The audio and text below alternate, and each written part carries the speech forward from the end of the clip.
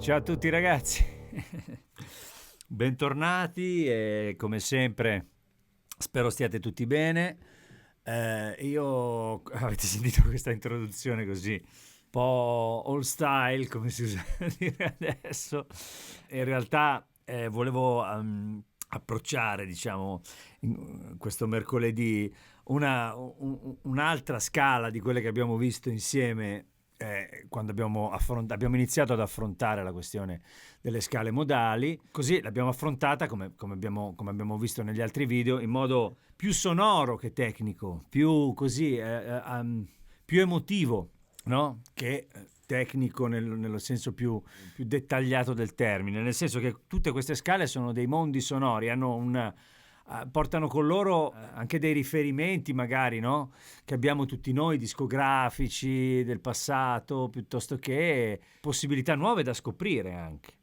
E oggi affronteremo il misolidio, che è un modo, è quello che parte dal quinto grado della scala maggiore, che è composto fondamentalmente, se in questo caso per esempio adesso ho finito che in re, e in questo caso abbiamo praticamente stiamo suonando la scala di sol maggiore partendo dal quinto grado.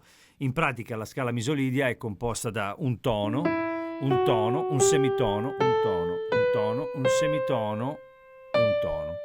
Allora, per farla breve, la cosa diciamo che è la cosa più interessante di questa scala è il fatto che è maggiore, ma contiene al suo interno la settima ed è a un tono di distanza dalla tonica. Quindi questo crea questa sensazione qua. È la scala costruita sull'accordo di dominante, quindi ha al suo interno questo sound e permette una serie di situazioni armoniche particolarmente battute in ambito rock, pop e dintorni, anche prog, nel senso che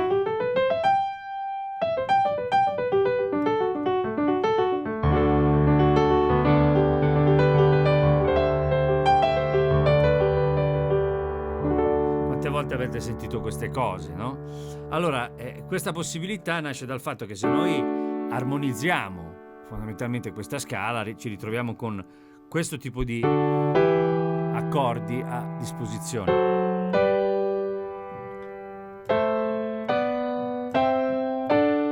Quindi, se questo lo prendiamo come centro tonale, abbiamo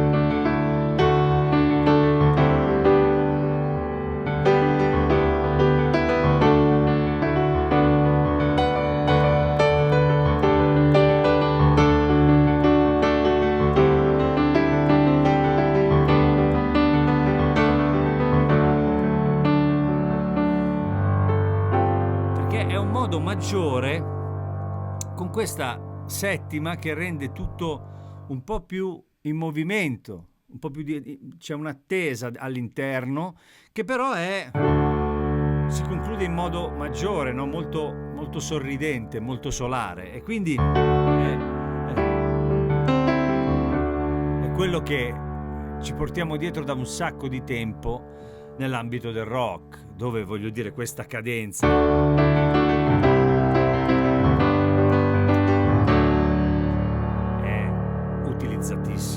e poi ci sono dei brani interi che usano questa scala a livello melodico perché ha questo sound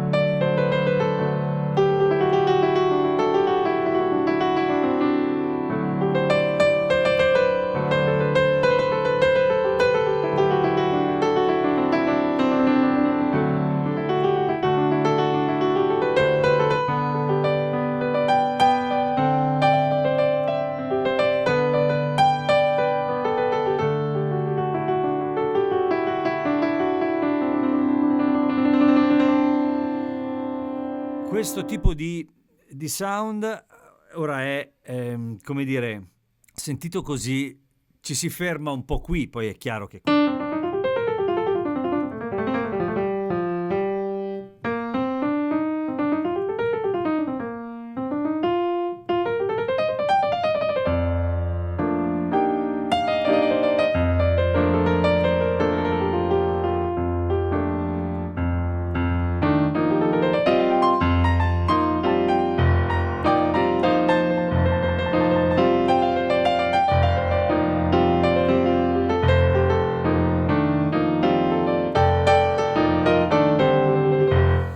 se vogliamo complicarla e rendere la cosa un po' più jazzistica, torno in una tonalità più consona all'ambito così appunto jazz, e questo era il sostituto maggiore della dorica in un certo periodo. Sulla dorica abbiamo già fatto un video, di un certo periodo storico, e quindi c'era questo suono.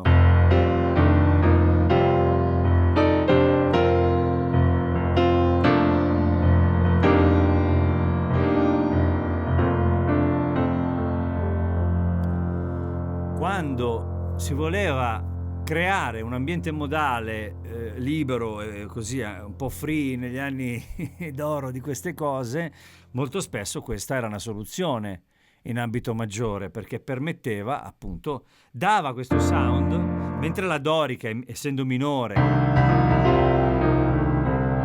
questa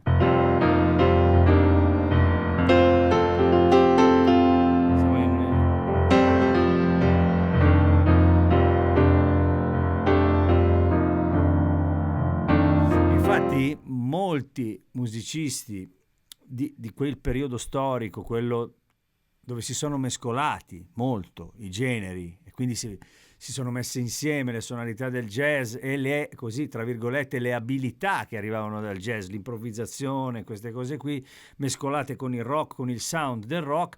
Un punto di incontro importante è stato proprio questo, e quindi molto spesso questa scala è stata un punto di incontro di grandi contaminazioni, perché suonava molto bene in situazioni libere di improvvisazione e aveva una forza dentro che ancora oggi ci insegue, nel senso che al di là dell'aspetto jazzistico della cosa,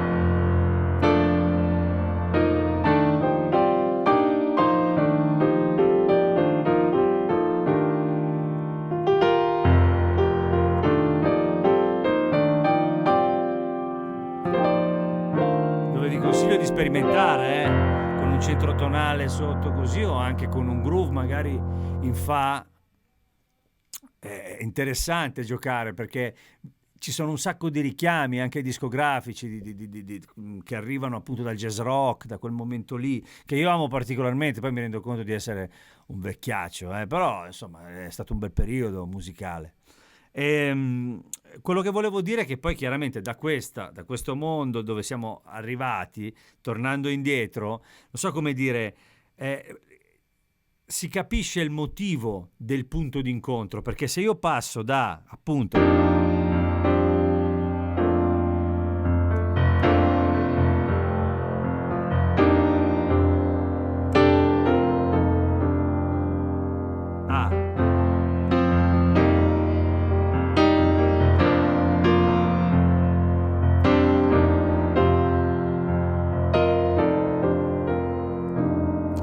cosa vale se sono in tonalità anche diciamo classiche da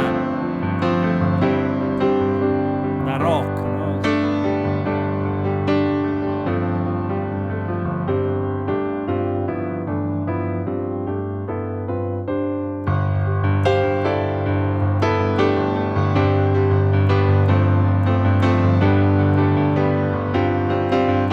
Sempre tutti i tasti bianchi, che di solito evito questa cosa, ma in questo caso la sol maggiore per queste cose, come re maggiore, tantissimo. Sono state utilizzate tantissimo queste cose.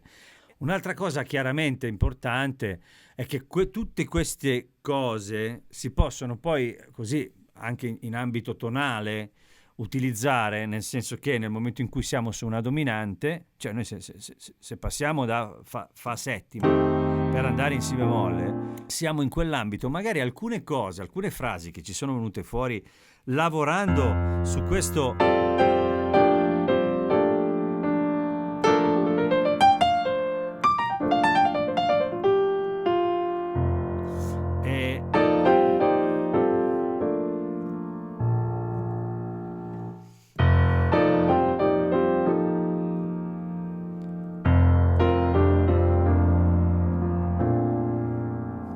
per andare in si bemolle, è chiaro che uno dice, vabbè, ma sei in si bemolle, stai usando la scala di si bemolle. Sì, quello che mi importava farvi arrivare era il fatto che molto spesso, se noi stiamo un pochino dentro un mondo modale, nel senso che assorbiamo a modo nostro, che poi come sempre ripeto è un po' l'obiettivo di questi video, a modo nostro troviamo dei voicing che ci piacciono, che ci fanno che ci danno emozione, noi li possiamo riportare nella condizione tonale dove sono duopo, come si dice, dove sono giustificate in modo tranquillissimo, che è diverso da, come dire, alterare un accordo per alterarlo anche in modo estremo per arrivare da un'altra parte. È un conto è proprio avere un sound,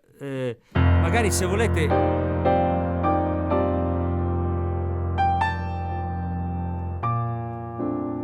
più semplice, perché in realtà all'interno della scala, ma con dei voicing che voi avete trovato ai quali vi siete collegati in modo viscerale, vostro, personale, e costruite in questo modo costruite un vostro linguaggio, no? Era un po' questo il discorso che volevo farvi.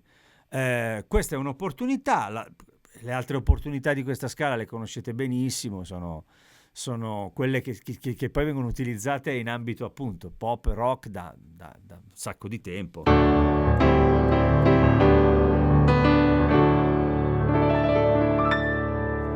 Quindi insomma io spero possa essere uno spunto come al solito, perché di questo si tratta, anche questa questione della misolidia o mixolydian come si usa dire. Qualcuno mi ha fatto un appunto dicendo che scrivo in inglese i titoli e che a volte suonano male scritti in italiano, alcune cose suonano male, modo frigio, non lo so, insomma cioè, pianoforte nel modo frigio mi sembra, non lo so, un po' troppo serio, non so perché fa quell'effetto lì. Comunque vabbè, insomma, ognuno giustamente dice la sua, è il bello di queste cose. E quindi niente, insomma, ripeto, spero possano essere degli spunti interessanti per tutti voi. Chiaramente ditemi la vostra, come sempre mi fa piacere quando parliamo, io cerco di rispondere sempre a tutti.